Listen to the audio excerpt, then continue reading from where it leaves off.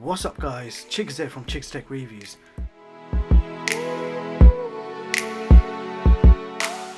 Today I bring you the brand new Huawei Mate40 Pro top features and gaming performance. So straight to the point, build quality is impressive, glass back, glass front, color is called Mystic Silver. You have a large 6.76 inch OLED display, it's a 90Hz refresh and resolution Full HD+. Now the screen beautifully curves around the sides of the phone. This is no doubt an absolutely beautiful display to work and play on.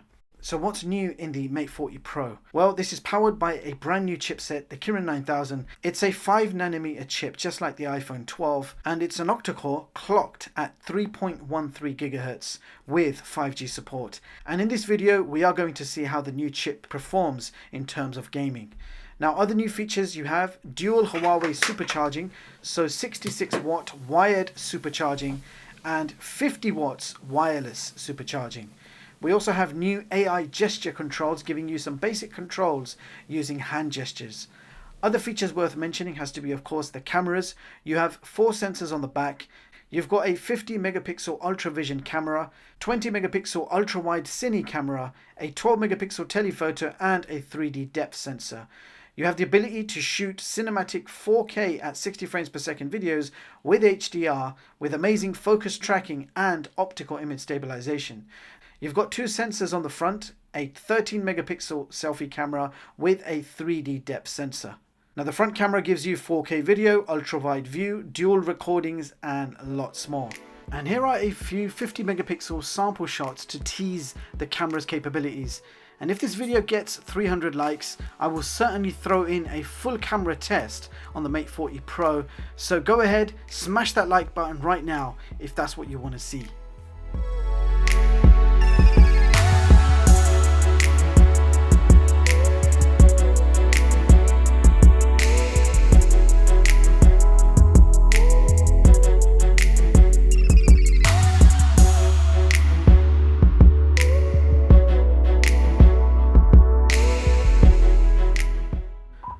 So how powerful is the new chipset? Normally I would run Antutu or Geekbench, but unfortunately I could not get Geekbench or Antutu to install on this smartphone.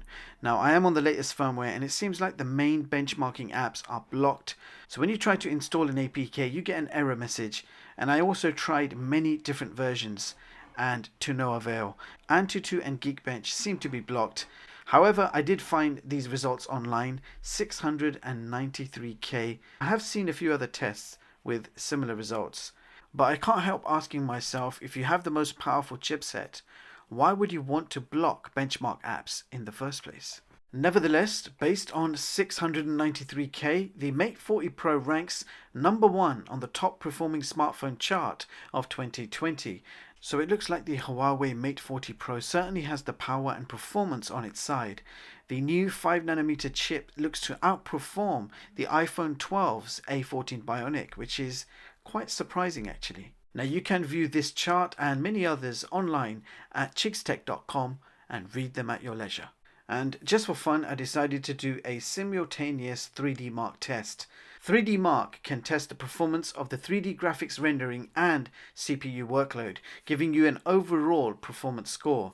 So we have the Mate40 Pro along with 3 other smartphones, so Galaxy Note 20 Ultra, Xiaomi Mi 10T Pro and the iPhone 11 Pro Max. Now we are running the Slingshot Extreme test, and if we fast forward a little, the Note 20 Ultra and the Mi 10T Pro finished at the same time.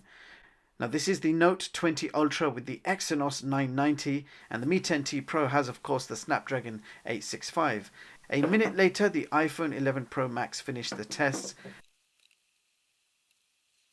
And finally the Mate40 Pro finished shortly after. We have very interesting results. So the Note 20 Ultra with the Exynos scored the best. Mate40 Pro came second. Mi 10T Pro third, and the iPhone 11 Pro Max took the 4th position. I also did the same test on the P40 Pro to see what happens. And as you can see, there is quite a big performance between the P40 Pro and the new Mate40 Pro. So you can expect a noticeable boost in the graphics performance in the new Mate40 Pro. And without any further ado, let's just get hands on with some gaming.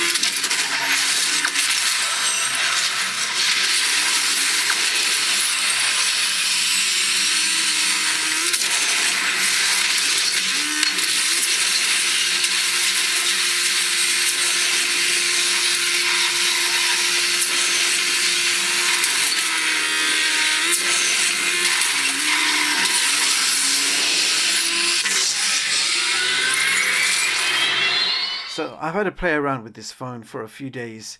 My first impressions, you're getting a beautiful large OLED display, powerful hardware, great gaming performance with games playing at their highest graphical settings.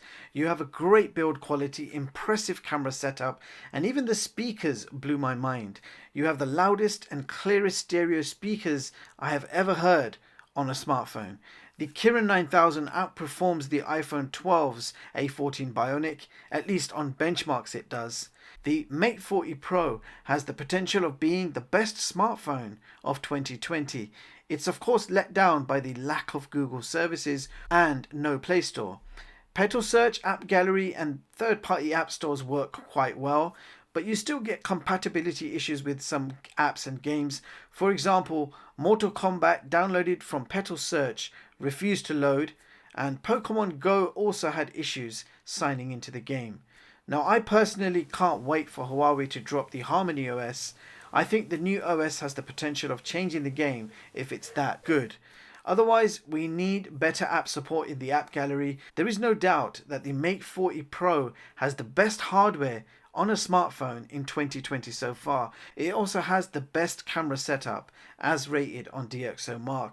And if you're someone who actually doesn't use Google Apps or doesn't care for them too much, then this smartphone will tick every other box. The battery life is great, easily 1 day of heavy usage with around 7 to 8 hours of on-screen time. Huawei's dual supercharging is insane, 66 watt fast charging with the fast charger included in the box, so 0 to 100 well within 1 hour. Now let me know what you guys think of the Mate 40 Pro. Do you need Google services or could you manage without?